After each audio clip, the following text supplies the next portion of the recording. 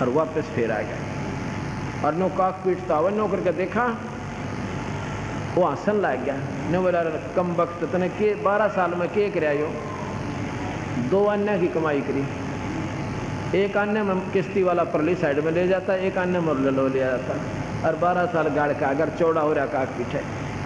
अब वो समझदार था, जान गया यार बात तो नहीं की नहीं हो भाई, पता के कला तोड़ा चला गा रहा गया, ये मुर्गा ही ना डरना है इसके ऊपर चढ़ती हुई, बताओ कौन सी मुक्त हो जाएंगे। अब उसका बात पल्ला पड़ गई, उसने फिर उसको दोबारा समझाया, सारी प्रक्रिया से अवगत करवाया, ये तो बोल बोले यहाँ काल की सब आई। अब फिर उसने सही रास्ता पकड़ कर जब मुक्ति करवाई। एक सिद्धि सब सागर पीवे। अगस्त ऋषि की महिमा आपने सुनी होगी कि एक घूंट में 7 समुद्रों को पी लिया था। ये सिद्धियां होती हैं। एक सिद्धि सब सागर पीवे, और पी लिया तो पता के कला तोड़ दिया उसने, प्रार्थना करी उल्टा भर दिया, बस हो गया मुक्त। ये तो ड्रामे हैं, ये तो दुनिया को खिलौने हैं संता की नज़र में, दुनिया को अपनी तरफ आकर सत्करण खातिर। एक समय की बात है, अगस्त ऋषि इतना विरक्त साधु बन गया कि तन पर सिर्फ वस्त्र रखे, वो भी एक तैमन सा बांध ले, बस ना लोटा ना गिलास और ना झोंपड़ी गाल है, एक करमंडल, और वृक्ष के नीचे बैठा हुआ। और संत आवे वो झोपड़ी गाल रखी उन्होंने, और उनको कहें भाई तो झोपड़ी क्यों ना गाल ले तेरे सीवर, एक झोपड़ी डाल लो। वो कहने लगा भाई झोपड़ी डाल लूंगा ना तो 10 फिटड़िए भी आऊँगे, फिर उनकी रोटी टूकेगा ला के रहूँगा मैं तो हैं भाई, फिर ये मेरे बस का कोई ना, बर्तन खरीदूँगा, फिर आटे का प्रबंध करूँगा, मैं तो अपना भजन कर रहा हूँ। इतना विरक्त पापा को ना बड़ा इस पचेड़े में। अच्छा जी। और वो क्या करते थे, 6 महीने साधना करते थे और 6 महीने भ्रमण करते थे। अगस्त ऋषि जा रहे हैं, एक राजा को पता चला कि संत का दौरा इधर से है। अपने जब गांव के पास से, नगरी के पास से जाने लगा, राजा ने प्रार्थना की कि भगवान हमारे घर चलो। अगर नहीं हम किसी के घर नहीं जाते, हम तो जंगल में रहने वाले मस्त फकीर हैं। बहुत प्रार्थना की, नहीं नहीं हम नहीं जाएंगे। अब एक हमारी प्रार्थना है, क्या हमारे संतान नहीं है, कुछ कृपा करो। उन्होंने एक मंत्र सा पढ़ के और एक फल दे दिया कि तुम्हारे संतान हो जाएगी, वो 9वें महीने लड़की होगी।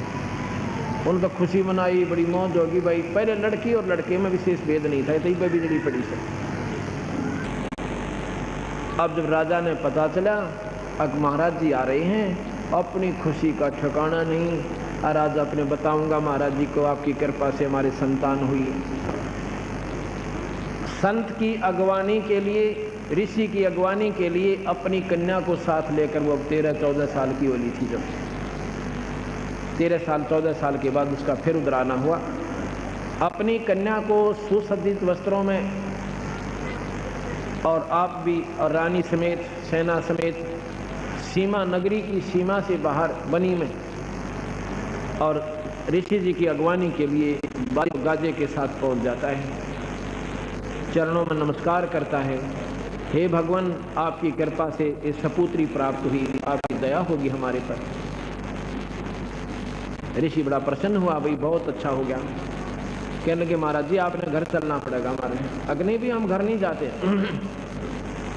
अग्नि जी चलना पड़ेगा, हम हाथ जोड़ कर हम छोड़ दें कोने आपके पैर में। आपने हमारे ऊपर इतना एहसान किया, ये कन्या दी हमें,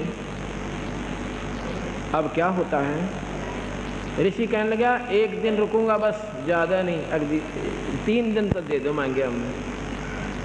अब तो नहीं 1 दिन रुकूंगा, चल पड़े। वहाँ पहुँच जाते हैं।